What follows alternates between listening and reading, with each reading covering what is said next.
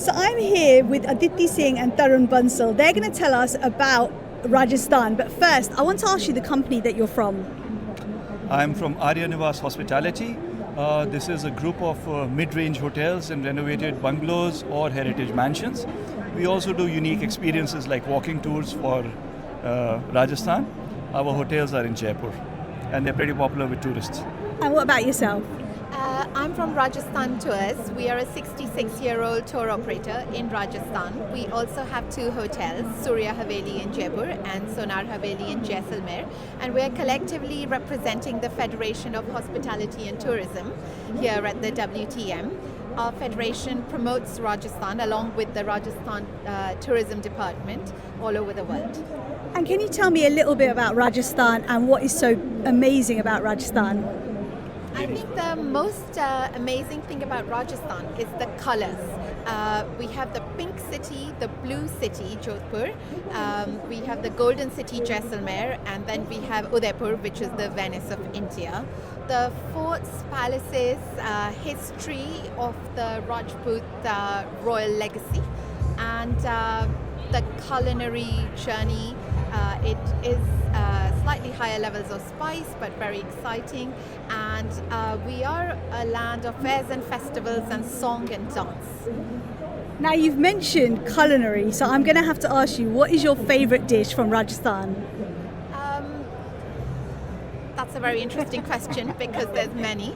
I would say the most interesting dish in Rajasthan and the most painstaking to make is the dal bati churma, which is a vegetarian option. We are also known for our mutton, and every family has age-old recipes for different mutton delicacies. And chilies come from a special area called Mathania in Rajasthan, and so the flavors are delicately spiced and sometimes dangerously spiced.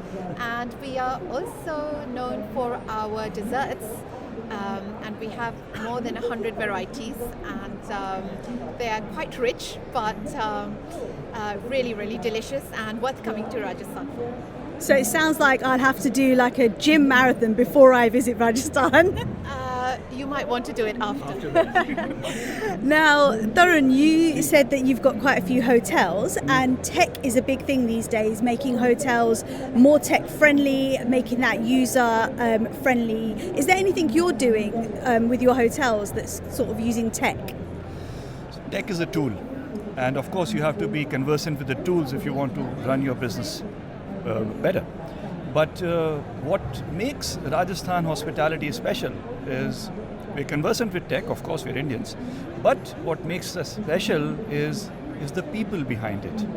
I doubt if there's any place in the world that has such intrinsically welcoming nature as people of Rajasthan.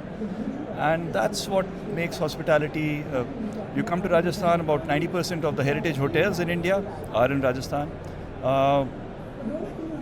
Across the board, from £10 to £1,000 a night, Rajasthan is the place to be.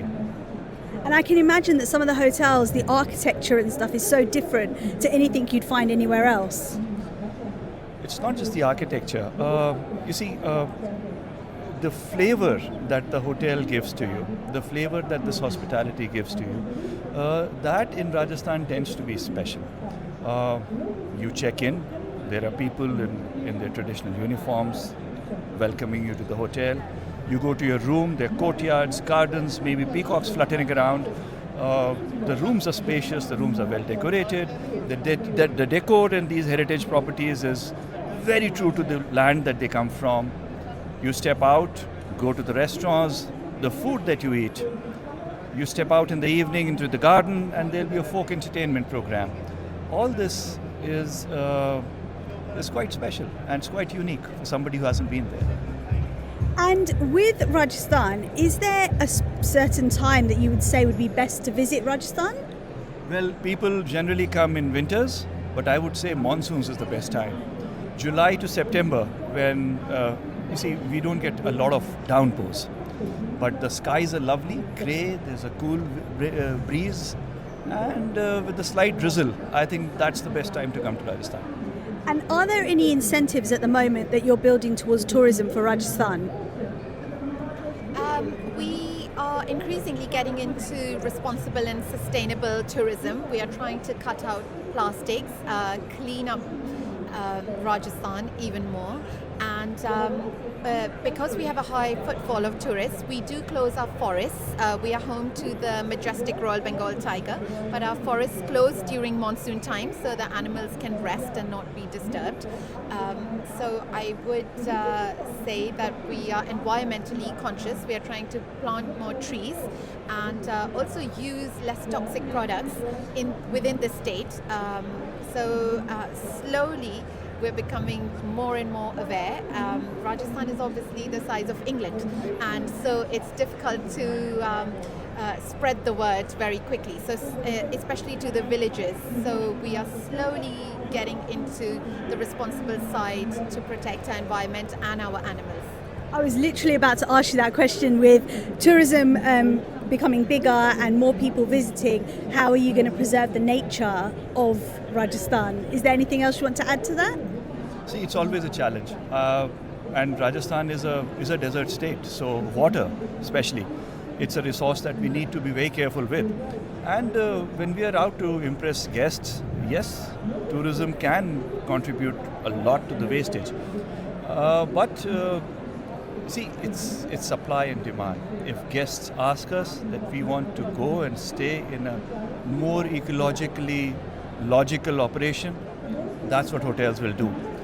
Happily, a lot of hotels on their own in Rajasthan have taken up the mantle. I know, for example, hotels in the countryside that have removed exotics from their plantations, from their gardens, and replaced them with natural vegetation.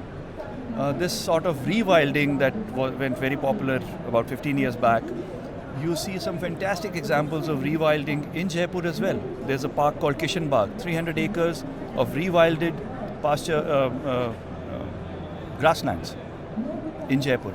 So there are some very exciting initiatives. If I take a minute, you come to Jaipur, in 2 days' time you can visit an 800-year-old fort, a 300-year-old city palace, UNESCO World Heritage Town with colorful bazaars, leopard sanctuaries. Jaipur is home to 100 leopards. So that's how careful administration is with not just preserving but also promoting. These leopard sanctuaries are not there 15 years back, but the forests have been nurtured. And of course, as you mentioned, Rajasthan is huge. It's the size of England. So is there one or two places that you would suggest tourists to visit if they came to Rajasthan? I think if someone was on a 5-day holiday, they should definitely visit the capital Jaipur because it has a lot to offer. The second most popular destination statistically and realistically is Udaipur, the most romantic city in Rajasthan. It's the city of lakes. Whether you are in a heritage hotel or a palace, it's always beautiful to be on the lake and watch the dreamy floating white marble lake palace. Thank you so much for joining me today. Thank you.